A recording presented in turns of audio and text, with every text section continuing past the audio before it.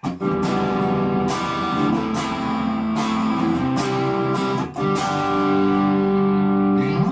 everyone and welcome to the next lesson in the Complete Rock Guitar Beginners series. This is the last lesson in the series, but don't worry, there's going to be more to come. We're going to be doing an Advancing Beginners series as well, so you can continue to learn after you've worked your way through these 13 lessons. And today we're going to be talking about more open chords. So we're going to be learning the E minor chord, the A minor chord, the D minor chord, the C chord, and the G chord. And when you combine that stuff with the E, A and D chords we learnt in the last beginner rock guitar lesson, which you can find in the description below, then you'll be able to play loads of songs, and I mean literally thousands of different songs you'll be able to play just with these few chords, okay? So let's get started. Right then, so first, just a recap about the structure of chords. So in a chord we normally have 3 notes, and these 3 notes are the root note, a third of some kind, either a major third or a minor third, and the fifth. So obviously we've got the root note, so if we're in, say, the key of E, and we're playing an E chord, then we have our root note, which is E. And then we take a third, so if we want to play a major chord, then we take a major third, which is a distance of 4 frets. And if we want to play a minor chord, then we take the minor third, so we take a distance of 3 frets. And then we take the fifth, and the fifth is 7 frets higher. But obviously you can't play all of those notes on one string altogether, so we lay them out across the strings, and obviously some of those intervals will be in different octaves because we're playing on the different strings, and they might not always be in the order 1, 3, 5, but those are the notes that will always be there. So that's the basic structure of chords. Right then guys, so in the last lesson we learnt an E major chord like this. Now the first chord that we're going to learn in this lesson is an E minor chord, so that sounds like this. So as you can tell, that just sounds like a sad version of the other E chord that we learnt, and that's because it's a minor chord. So minor chords tend to sound quite sad, and major chords tend to sound quite happy. Now, we're going to go through the intervals in this E major chord to figure out how we can turn it into a minor chord. So when you've got a normal major chord and you want to change it into the minor one, you can say, okay, well what's the, if I've got a B chord for instance, how do I find out what the B minor chord is? Well, all you have to do is take the intervals that you've got in the chord. So we've got the root note, and then we've got the major third, and then we've got the fifth. And then if you want to change that into a minor chord, all you have to do is take that major third and turn it into a minor third. So all you have to do there is just move it down by 1 fret, so it's really nice and easy. So what we need to do is figure out which of these notes in our E major chord is the third, and then we can just move it down 1 fret and we'll have the E minor chord. Now the reason we're doing this, and I'm not just saying, oh here it is, I'm putting these fingers on these frets, is because I really want you to understand why these chords are like they are, because then you'll be able to use them better. So let's start off with this string. Well, that there, that's our root note, that's the E note. Now we can start there and we can count up the E major scale to figure out what the other notes are. So we can go, okay, well we've got 1, 2, and then we've got the major third, and then the perfect fourth, and then the perfect fifth. Okay, so that's on the 2nd fret of the A string, that's the next note in our E major chord. Just there. So now we've got that. Now you'll notice that we actually went past a major third there, on the 4th fret, but we didn't play it. Well, the reason we don't play that in the chord is because obviously we can only play 1 note on each string, and we're already playing the root note on the low E string, so we can't also play this note at the same time. So instead we just play that, we miss out the 3rd there and just go straight to the 5th, which is on the 2nd fret of the A string. And then we can carry on counting up, so remember between the perfect 5th and the major 6th, that's another 2 frets. And there's another 2 frets up to the major 7th. Then we get to the root note again, E. So now I'm on the 7th fret of the A string. Well, the 7th fret of the A string is actually the same as the 2nd fret of the D string, which happens to be the next note of our E major chord. So that's what we've got so far. We've got root, 5th, root. And then we can go to the next note, okay? So we start here again and we go 1, 2, 3.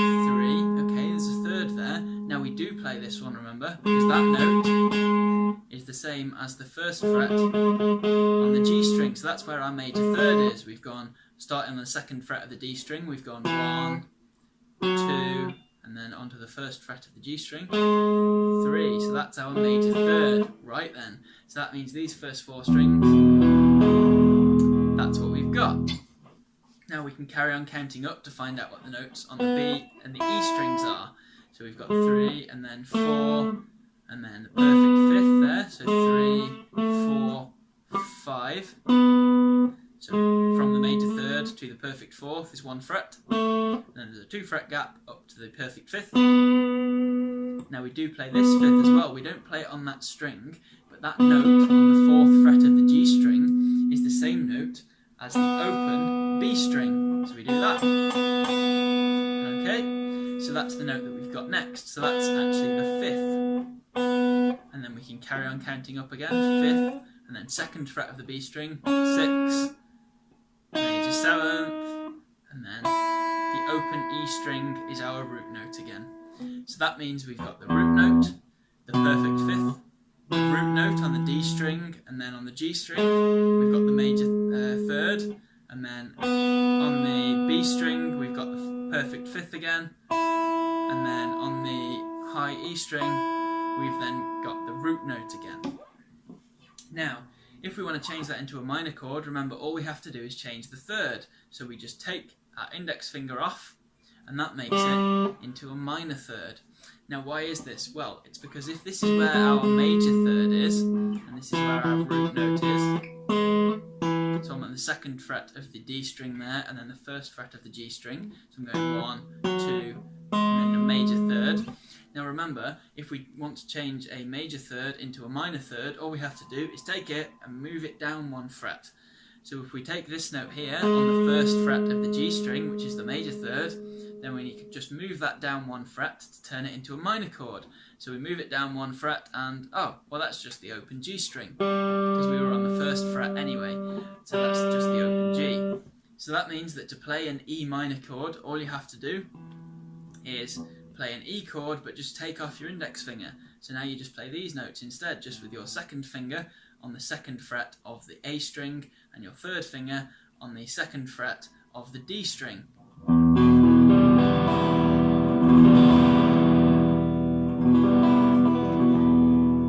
Just like that, and you've got your E minor chord. So this is what it looks like as a chord box. And now we're going to do the same thing for the A minor chord, okay? So we've got our A major chord, which was like this, remember? Now, instead of going through all of the scale process and everything, I'll just tell you which intervals are in this, because otherwise we'll be here all day. So we've got the root note on the A string, and then we go up to the 5th, which is on the 2nd fret of the D string. And then we go up to the root again, which is on the 2nd fret of the G string. Just here. And then we go up to the B string and play the 2nd fret there. And that's our major 3rd. So we go.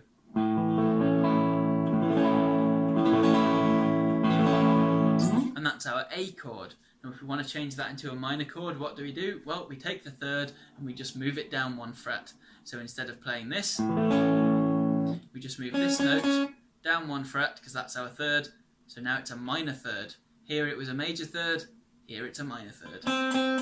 We play that note instead. So we can play that note with our index finger, and then we can play the note on the 2nd fret of the D string with our middle finger, and the note on the 2nd fret of the G string with our 3rd finger. So now we can go like this.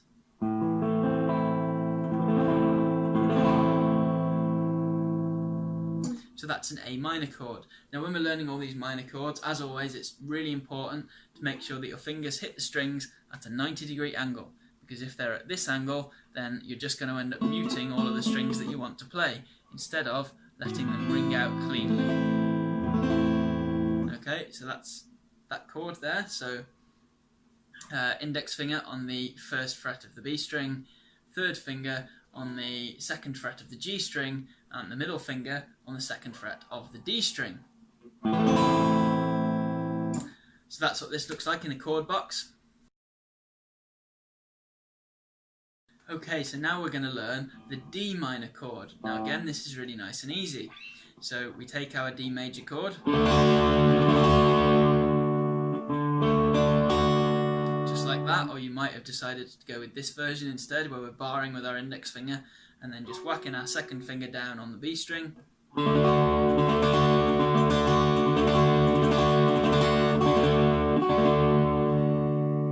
There we go. Now, to change that into a minor chord, we use exactly the same approach again. So we just find out which note is the major third and move it down one fret so it's a minor third. So in this case, we've got our root on the open D string, and then we've got our fifth on the G string on the second fret, and then we've got another root here on the third fret of the B string, and then the next note we've got here on the second fret of the E string is our third. So we've got root, second, third. Okay, so there's our major third. So to change it into a minor chord, we just move that note down one fret to here, and that's a minor third now. So that means our D minor chord is like this.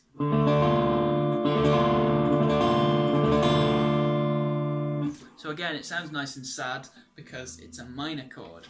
So there I've got my index finger on the first fret of the E string, and then I've got my third finger on the third fret of the B string, and then I've got my middle finger on the second fret of the G string, and then I'm just playing that D string open.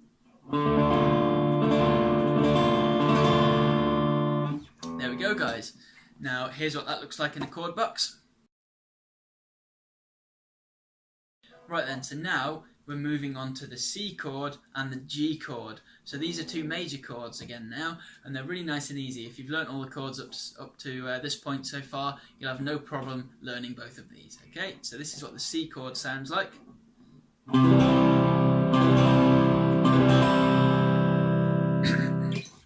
So there, I'm starting off on the C note on the A string, which is on the third fret. So the notes on the A string go A, and then on the second fret you've got B, and then here on the third fret you've got C, just like that. Right then, now the next note in the chord is the third, and that's on the second fret of the D string. So if you remember, our major third shape is like this. So here, and then there, third fret of the A string, second fret of the D string, that's a major third. And then the next note of the chord is just the open G string, which is a fifth. And then we put our index finger on the first fret of the B string, which is a C note. Okay, so we've got third finger on the third fret of the A string, second finger on the second fret of the D string, and your first finger on the first fret of the B string. Now in this chord, it's really important to make sure that your B finger, the finger that's playing the B string, is hitting that fretboard at a 90-degree angle, and it's not bending down, because if it bends down like that, then it will mute the high E string, and you want to play that high E string because that high E string is another major third, so that's another note in the chord. So we've got the root, the major third, the fifth, the root again, and then the major third. So this is a C chord. So here's what that looks like as a chord box. Okay, so now we're going to learn the G chord. Now this is what the G chord looks and sounds like.